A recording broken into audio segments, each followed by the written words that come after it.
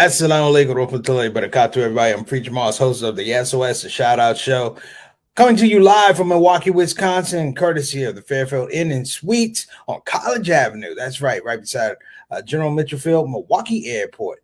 Listen, brothers and sisters, I hope you're having a great day, man. We made it all the way to another Thursday. You don't know how much that means to just get to another Thursday as we begin that quiet, slow slide into Christmas. You know, that time between Thanksgiving and Christmas is so small and compact. If you're not paying attention, you'll miss both of those holidays. But, brothers and sisters, I am happy to say that we are here on a Thursday. Blessed to be here. And I hope this show will resonate with a few. You know, I have to be honest with myself. And we cover a lot of topics. When we first started doing the shout out show, I thought it was going to be a whole lot of jokes, and we're going to joke. Then life catches up. When I say life catches up, what I'm saying is like, you know what, we do have things, but there's a time and a place to laugh and learn. And so we laugh and then we also learn.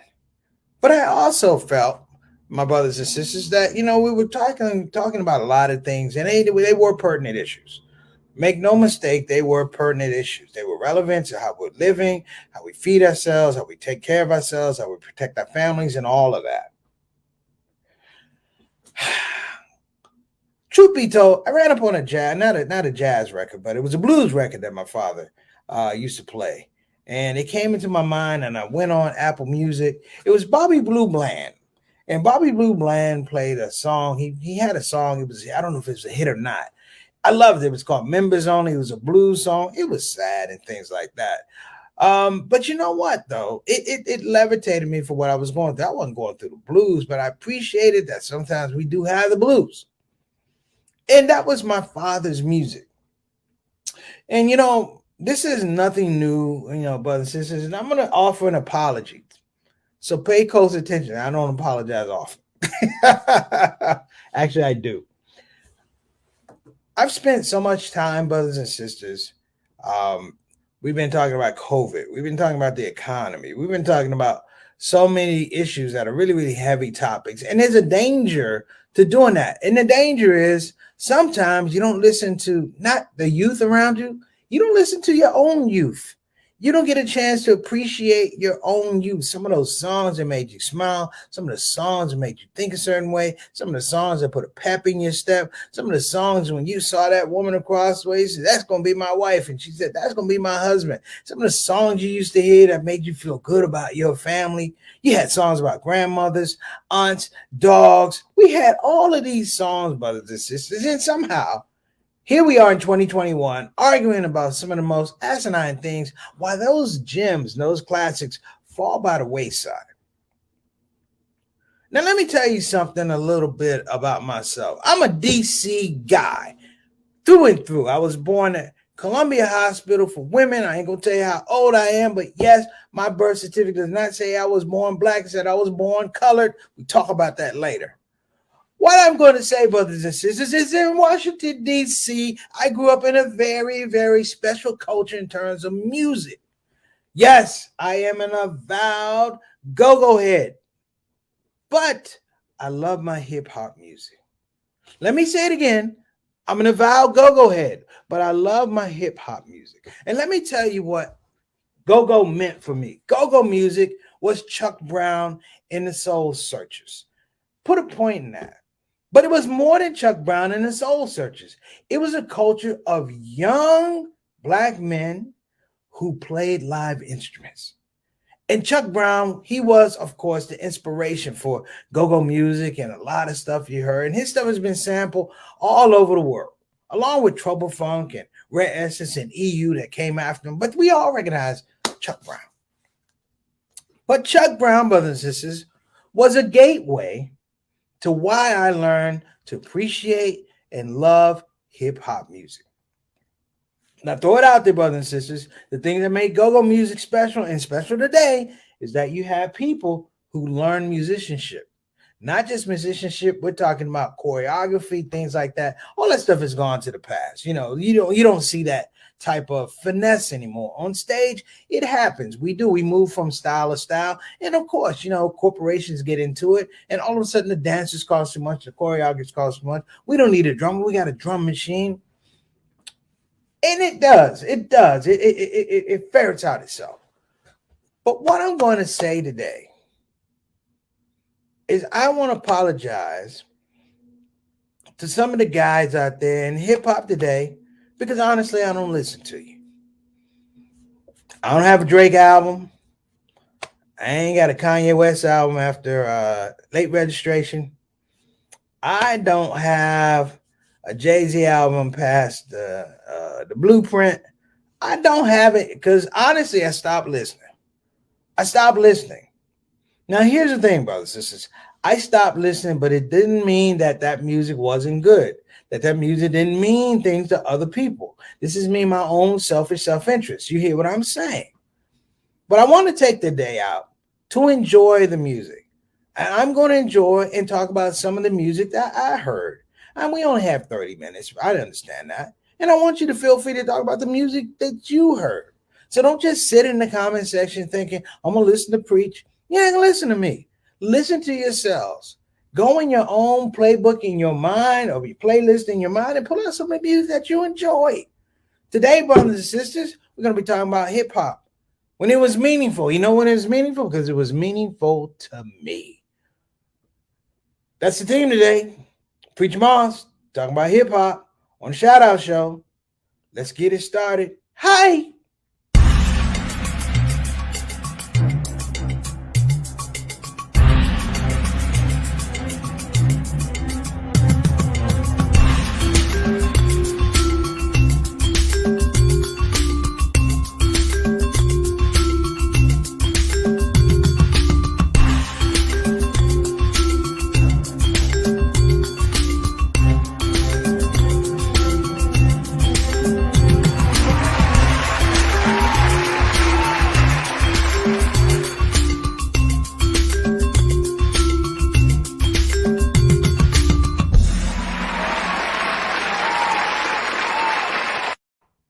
All right, and we're back, brothers and sisters. I hope you weren't gone too long. Listen, we're going to jump into this thing. But first of all, we got to give a shout out to that Shout Out Show family that's in the building today. So I don't want to wait. You know, we have our people. We got Sister Ree. You know, in the go-go thing, we wouldn't say we got Sister Ree. We'd be like, we got Sister Ree in the house. We got Sister Satana in the house. We got JT in the house. That's the way it used to work, brothers and sisters, of course. And don't even look at me crazy, because I know a bunch of you Negroes out there at lunchtime used to beat on the lunch table. I know I'm not alone. I did it in private school, so I know you did it in public school. All right, so let me just throw that out there. All right, what's going on, Sister Ree? Thank you so much for coming on. So it was a hit. Members only. I knew I wasn't alone. It was a hit.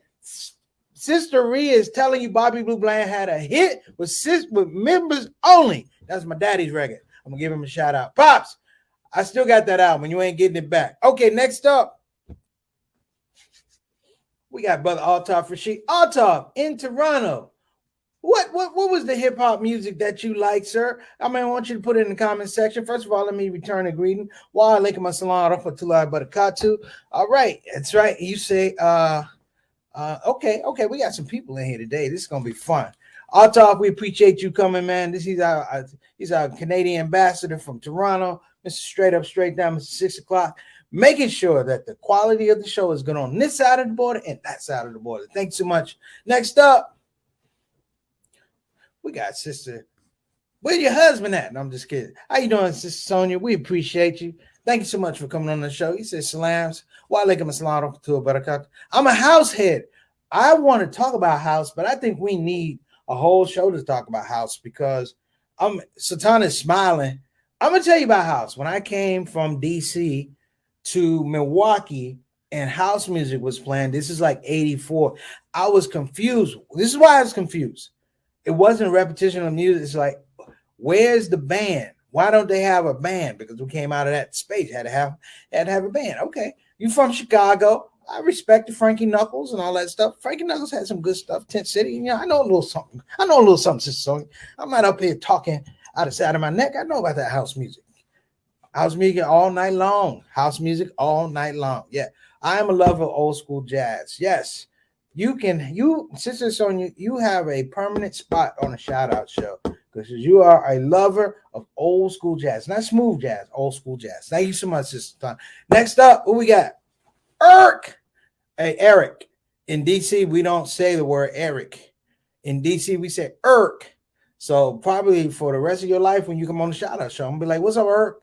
Everybody, Eric Carter on the show. Walaikum assalam, brother. Hope you're having a great day. Thank you for tuning in. We got Sister Tana. What we got here? We got Adam Khan. Adam, what's going on, baby? Where you been, man? Did you just get out? No, I'm just kidding, man. We appreciate you on the show, coming all the way from Toronto. Not Toronto, but outside of Toronto. Brother, good to see you, man. Give my salams to your family. Walaikum assalam. Miss you on the spot. Thank you so much. Next up, we got Sister Ika. She's throwing out there the early Juma Mubarak. That's right, they're 12 hours ahead of us. What's going on, Sister Ika? Walaikum assalam. Welcome to the platform. We appreciate you. Shout out to you and your family. Next up, Samir, where you been, man? Samir, all the way from Kansas City, my main man. I hope you've been working on that script. Brothers and sisters, Samir is working on a script on the theme of Tupac Shakur. Mike, I mean, it's gonna be good, man. I hope you get it out there, brother. I'm looking forward to reading your work and your art. Brother Samir, thank you so much for coming. Next up, what's the world without brother Bilal Salahuddin? What's going on, beloved? Thank you so much for making it on the show. Walaikum assalam rahmatullahi wa barakatuh. Appreciate you, man. Jump into this conversation about hip hop. I'm gonna kick it off in a minute. Next up, all right. Now my mother's on the show, so my hip hop had passed you by a long time ago. Outside of Call Tyrone. Okay. My mom said we had the blue light in the basement. You had brought the show to a screeching halt because people do not know what the blue light in the basement was. That's when they call slow dancing, brothers and sisters, that belly rubbing music. All right. At the blue light. My mom was like one of the best dancers. Her and her friend D, they were like the top dancers at Howard and all that type of stuff. So, Mom, we appreciate you coming. I'm gonna talk about you in a minute, and I'm gonna give a little preference about this hip hop thing. Okay, next up, the Blueprint was hot. The Blueprint album was hot. Yeah, I like Hard Knock Life. It's a Hard Knock Life. Yeah, I love that song. Just I did that, mix it with Annie. I'm not gonna lie, I liked it. That's the way it goes. All right. Next up, and we got Samir. She said, a lot of old school hardcore gangster rappers had at least one or two conscious songs. You know what? There's a thing to it. There's a theme to hardcore rappers, gangster rap, and I've been hard on it. I was particularly hard on it when I was in the mix of it. I was hearing it for the first time. So we're gonna get to this, and we can't forget, of course, this is Satana, who is working the 1 and 2s on the production. Thanks so much, Sister Tana. We appreciate you. Jersey house music. Now, I ain't never heard no Jersey house music. I guess I need to listen to some. Sister Tana, I know you have some, and all of us Muslims got some haram house music someplace. That's all I'm saying. We all got some haram house music. All right, so let me get into this. Here's where it starts for me. I was a big guy about, of course, live music. Now, through the miracle of iPhone, I'm going to play for you the thing that made me love live music a lot. I mean, outside of jazz. It was 2 words, Chuck Brown and the band, the Soul Searchers. So in 1979, while going to school, my mother was taking me to school, and I would every once in a while I get to operate the radio. My mother used to listen to WTOP news in the morning, so you never even got to go anywhere, right? So here's the song, brothers and sisters, that had me ready to go. You ready?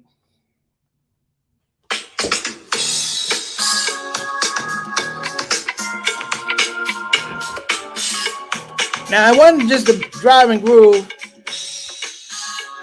This is what you're hearing when you're in the lunch line. And then Chuck Brown came in and he said this.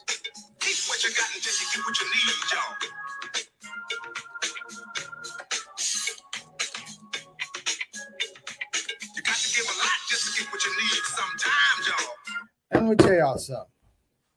I don't mind. I don't care how old you are. But when you hear busting loose, you're going to get up out of that. Now, that was 1979. In 1982, I was riding with my mom. We had a red Volkswagen, brothers and sisters. And again, I'm listening to the radio. Now, this is how old I am. This is when you basically only had AM radio. Well, no, FM. AM radio. Now, we had some light stuff. You know, you had Sugar Hill Gang and things like that. But this is a song that said, wait a minute. Somebody's talking to me. And the song was The Message in 1982. Now, I had the pleasure, brothers and sisters, of hanging out with and becoming friends with Melly Mel. And he told me the story of course, The Message. The fact that the band wasn't really together at the time, the fact that that it was him and another rapper who actually put the song together, a guy named Duke Booty. That's his name. His name is Duke Booty. So if you hear two voices, the first guy is Duke Booty, and the other part, of course, is Melly Mel. The point of The Message, brothers and sisters, it was that line. You know, somebody always calls me when I can't talk to them. Okay. I've called this guy like 3 times, then he calls back during the show. You see how it is, Satana? I can't work for these people. But it was the idea of The Message. I don't know how many people heard The Message when it first came out. Satana, what were you? 1 month old? When the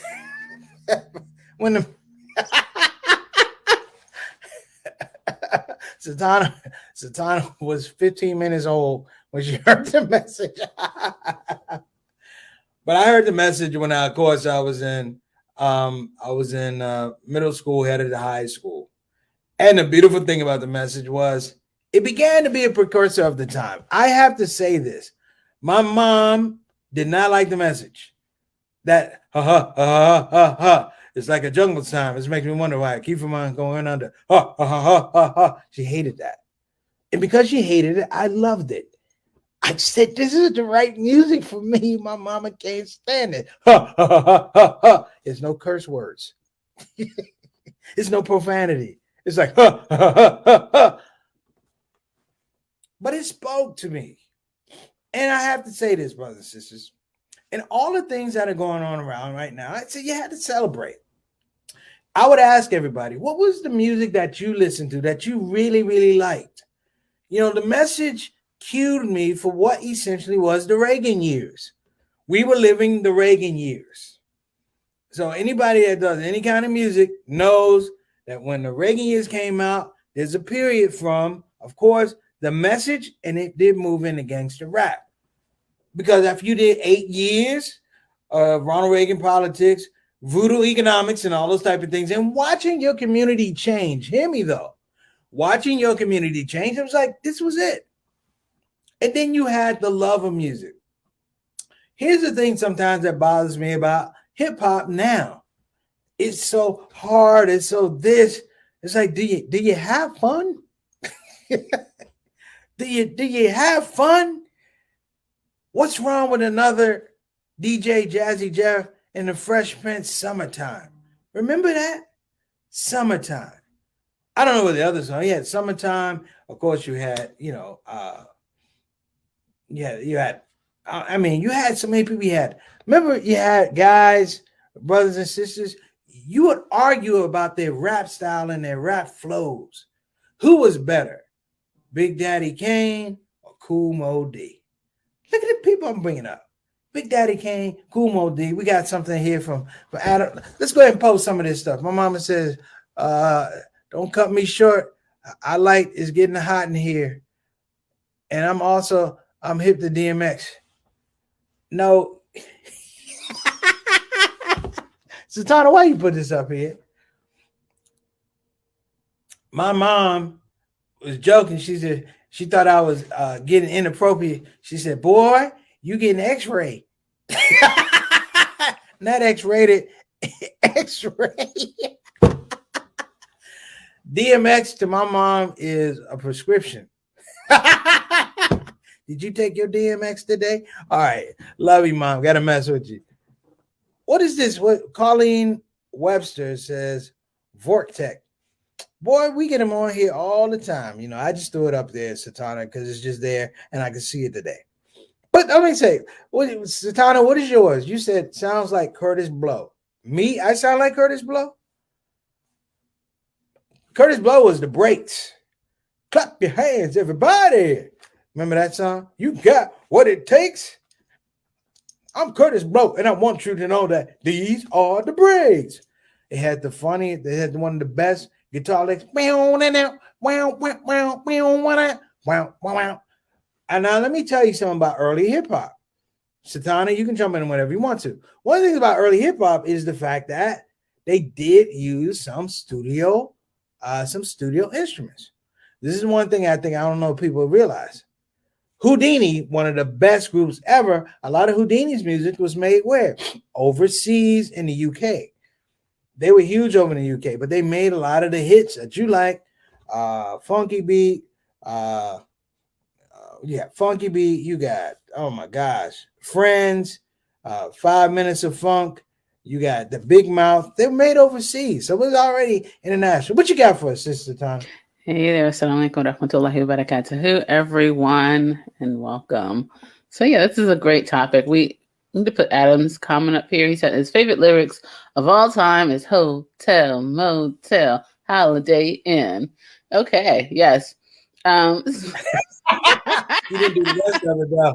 No, if your girl stop acting up, then you think I was like, marriage counseling. They doing.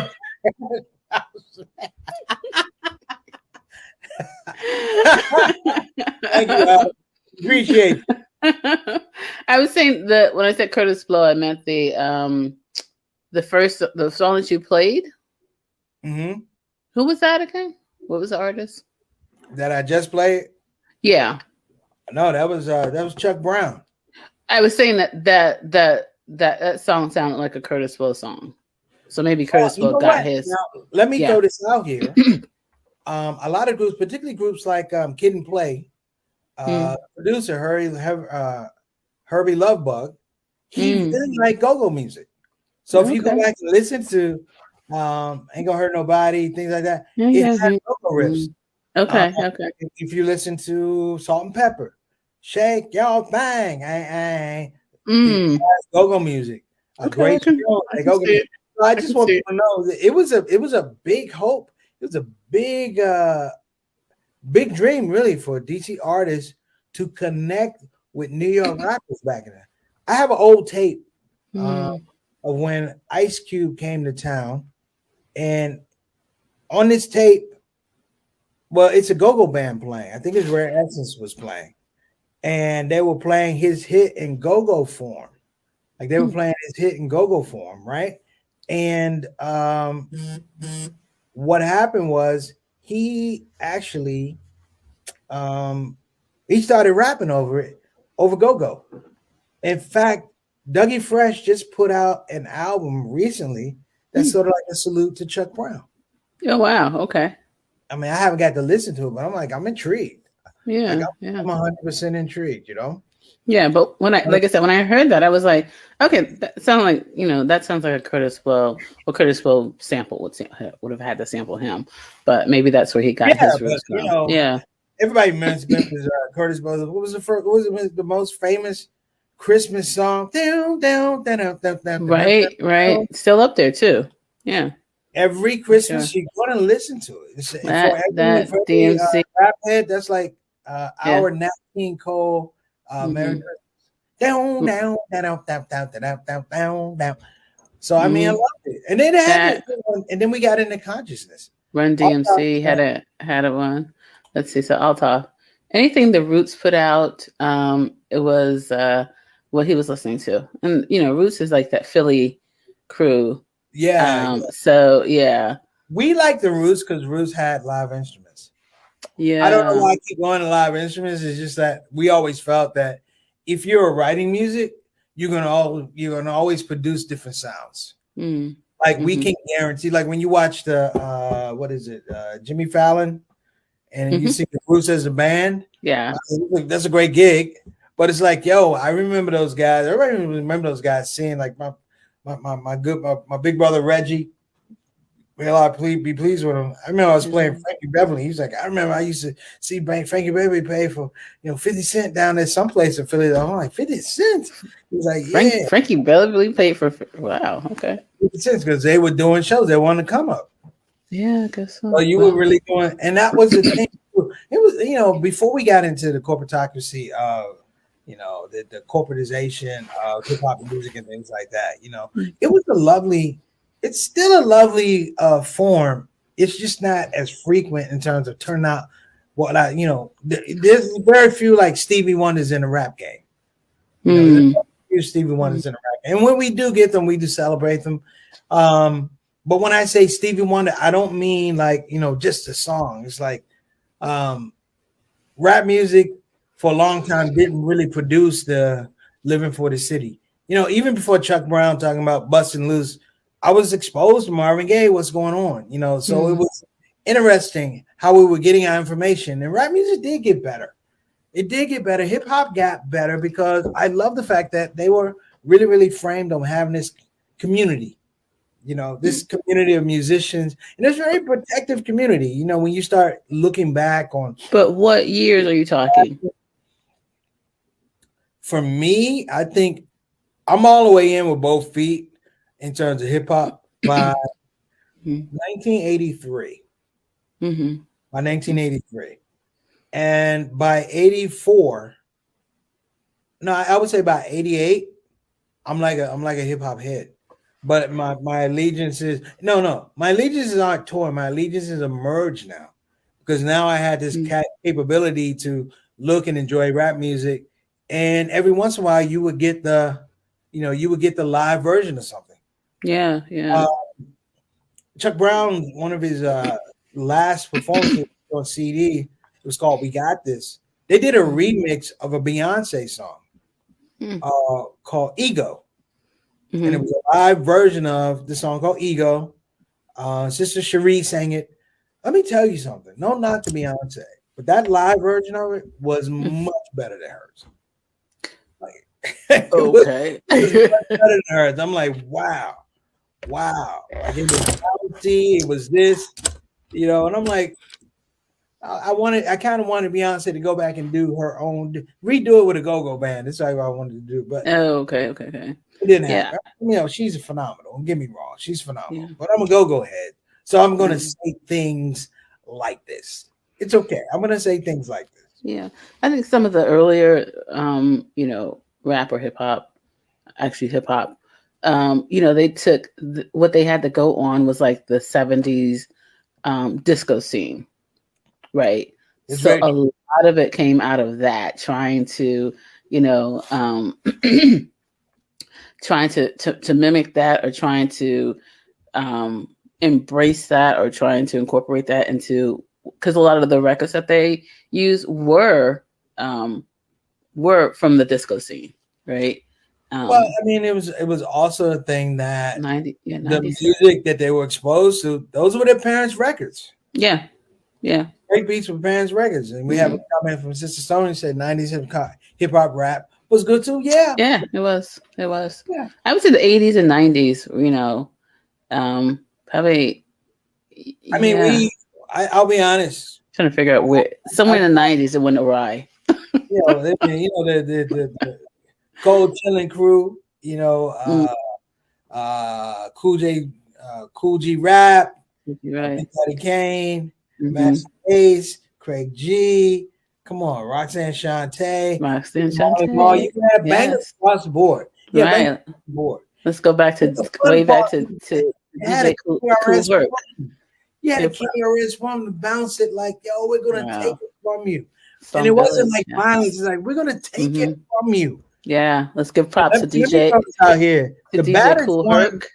the baddest one out of Cold Chilling, the baddest one was Roxanne Shante. I'm listening to her out there. I would not want to mess with her. She was one of the best ones out there. Oh, Sister Sonia said Slum Village. Slum Village, yeah. Yep. Big shout out to, and we didn't even get to the producers. Like But before we get to that, let's give it to the one who the father of it all, DJ Kool Herc. Let's just DJ Kool Herc. Let's put that on the table, before we go into this. But I was gonna do that. And I'm glad you brought it up. Like we talked yesterday briefly. We have a shout out, give some love to our dearly departed brother, Gregory Tate. He was that music critic that saw it begin. He was that music guy that saw it begin and chronology. He made a chronology of it that we can all access. Sure. Mm-hmm. And I'm gonna throw this out here too. Hip hop. Hip hop also gave some space to live. It began to reintroduce live music because they started working with rock bands. Hearing Public Enemy work with Anthrax.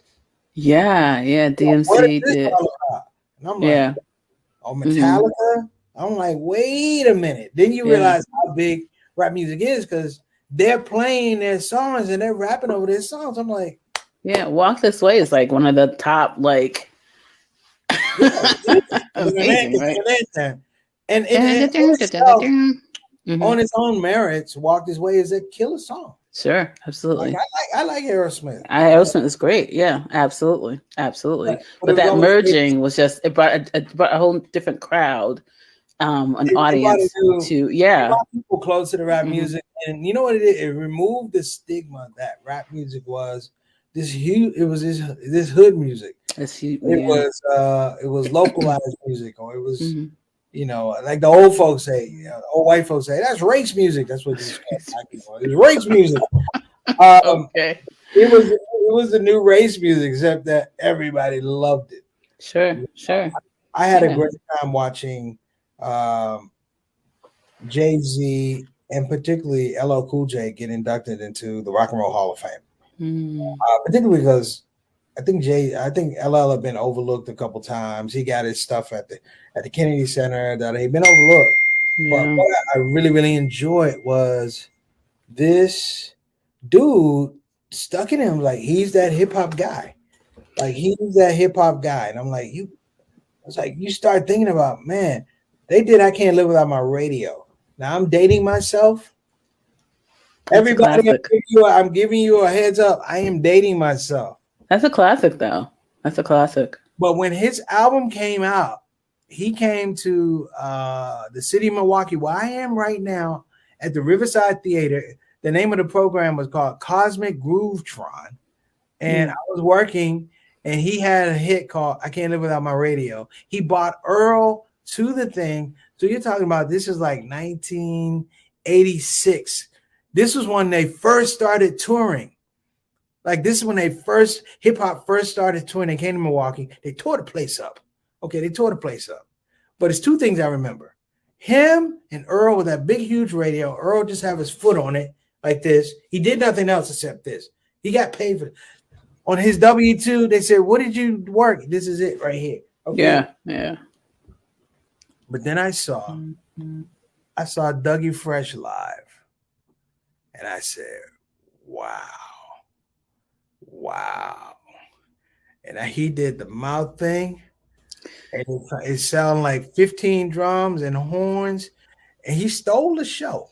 He stole the show. And I think right then at that point in time, even while the Riverside Theater had been overrun, bum rushed by people in Milwaukee, the youth of Milwaukee, they knocked the hinges off the door. At that point in time, I said, I'm a fan for life. All right, so that's awesome. I think that the producers, like Dilla and Timberland, and we got to have a whole nother call, another show, show for them, DJ Premier, even Kanye. Kanye's a producer. He started out as a producer, right? Kanye. Yeah, my friend Kaya, and Sky Sandifer, who did the first "I'll Make Me Funny" logo. He did graphics for Kanye. Yeah. There's a funny story. I'll tell it maybe some other time. There's a funny story. I actually was supposed to drive a van down to Freaknik for a guy named Oliver Gibson. He had a record label called Bay Boy Records or something like that, and they were trying to strong arm Kanye West to signing with him. And, oh wow! Wow. Yeah. So Oliver played for the Cincinnati Bengals. It never happened, but just a fun story. But look, everybody, we are way over our time, and I have to work tonight.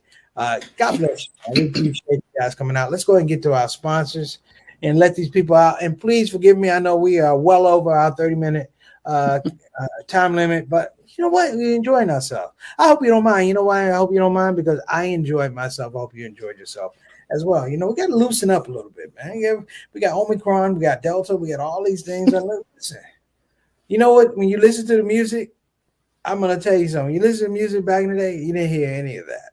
It's about having a good time, surviving. It's about trying to be out there, be somebody, have hope. So you know what? Alhamdulillah for that. So listen, check out www.befinanciallyindependent.com. Again, that's www.befinanciallyindependent.com. If you don't want to go to the website, call 1-888-496-6845. Again, that's 1-888-496-6845. And if you're thinking about getting a quality Islamic education at the graduate level, you got to check out Bayan Islamic Graduate School. Again, that's Bayan Islamic Graduate School with programs in Islamic education, master's degrees in Islamic studies, Islamic leadership. And I say it every time, you know, they have one of the premier programs for Muslim chaplaincy. Got to check it out. Go to banonline.org. Again, that's banonline.org. And last but not least, we'll give a shout out to Convenience Urgent Care in the city of Houston with 3 locations: Cypress, Pasadena, and Houston on Parker Road. So if you feel like you're getting the COVID bug, call Convenient Urgent Care. They have free COVID testing. All right. Don't get the COVID. Don't get the COVID. I want to give a shout out to one more other to Muslim Journal. So the Muslim Journal, Muslim Journal. So Muslim Journal is actually having their annual A Time to Be Grateful weekend, and it is actually virtual. Of course, they had to pivot from being live.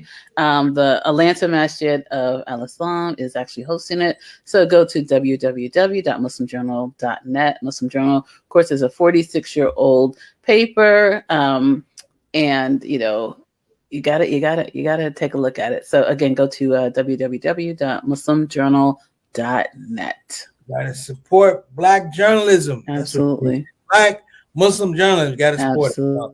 Big ups to Sister Aisha. You know we love you. And big ups to the Muslim Journal. Faithfully and consistently informing our community. Thank you so much. Everybody, that's our show. Sister Tana, go ahead and take us out of here. Okay. Wa alaikum assalam wa rahmatullahi wa barakatuh. Assalamu alaikum warahmatullahi wabarakatuh. Well, team, we've come to the end of yet another show. And I have to say I had a good time, and I hope that you had a good time as well. Listen, at this part of the show, we have no more show. I could literally sing a song saying we have no more show. However, to spare all of us that embarrassment and chaos, I'm just going to say, please join us tomorrow here on the Shout Out Show, Monday through Thursdays, and every first Saturday, we do our Saturday Spotlight. Here we are again, 5 to 5:30 on the Central Time. And of course, we're going to do our rebroadcasts at 8 o'clock Central, 9 o'clock p.m. And of course, that would be 6 o'clock on the West Coast. So time for you to go, because it's time for me to go. I think I will do that song. Thank you for coming to the show. Thank you for coming to the show. That's all the lyrics I wrote. But you get the idea. See you tomorrow. Assalamu alaikum. Shout out.